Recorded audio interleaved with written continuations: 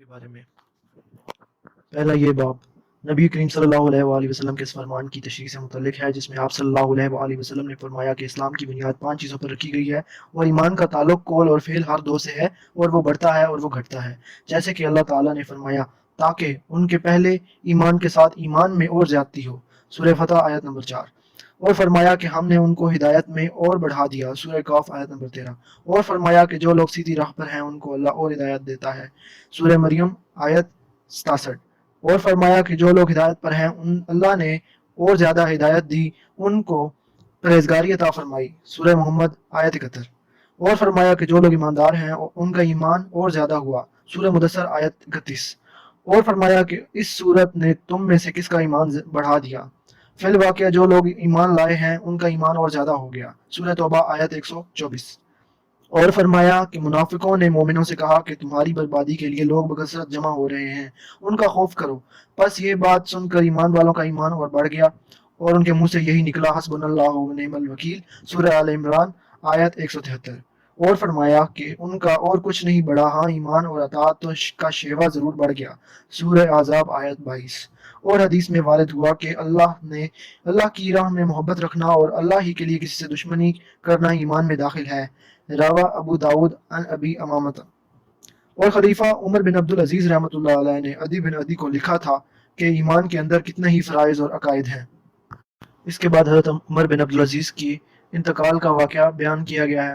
اور اس کے بعد ایک شخص کا واقعہ بیان کیا گیا ہے جس میں ان کا مقام مرتبہ کا ذکر فرمایا گیا ہے۔ اس کے بعد اور حدود ہیں اور مستحب و مسنون باتیں ہیں جو سب ایمان میں داخل ہیں، پس جو ان سب کو پورا کرے اس نے اپنا ایمان پورا کر لیا، اور جو پورے طور پر ان کا لحاظ رکھے نہ ان کو پورا کرے اس نے اپنا ایمان پورا نہیں کیا۔ پس میں اگر زندہ رہا تو ان سب کی تفصیلی معلومات تم کو بتلاؤں گا تاکہ تم ان پر عمل کرو، اور اگر میں مر ہی گیا تو مجھ کو تمہاری صحبت میں زندہ رہنے کی خواہش بھی نہیں۔ اور حضرت ابراہیم علیہ السلام کا قول قرآن مجید میں وارد ہوا ہے کہ لیکن میں چاہتا ہوں کہ میرے دل کو تسلی ہو جائے، اور معاذ رضی اللہ عنہ نے ایک دفعہ ایک اصحابی اسود بن بلال نامی سے کہا تھا کہ ہمارے پاس بیٹھو تاکہ ایک گھڑی ہم ایمان کی باتیں کر لیں، اور حضرت عبداللہ بن مسعود رضی اللہ عنہ نے فرمایا تھا کہ یقین پورا ایمان ہے اور صبر آدھا ایمان ہے، روال تبرانی۔ اور عبداللہ ابن عمر رضی اللہ عنہ کا قول ہے کہ بندہ تقوی کی اصل حقیقت یعنی کہنا کو نہیں پہنچ سکتا جب تک کہ جو بات دل میں کھٹکتی ہو اسے بالکل چھوڑ نہ دے۔ اور مجاہد رحمۃ اللہ علیہ نے آیت کریمہ شرع لکم من الدین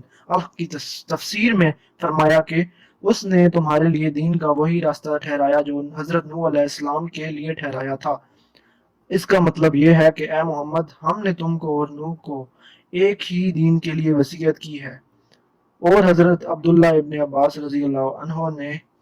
آیت کریمہ شرع و منہاج کے متعلق فرمایا کہ اس سے سبیل راستہ سیدھا اور سنت نیک طریقہ مراد ہے، اور سورہ فرقان کی آیت میں لفظ دعاکم کے بارے میں فرمایا کہ ایمانکم، اس سے مراد تمہارا ایمان ہے۔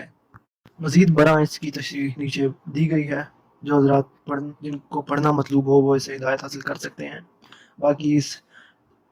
چیپٹر میں مطلب کتاب الایمان میں احادیث کا سلسلہ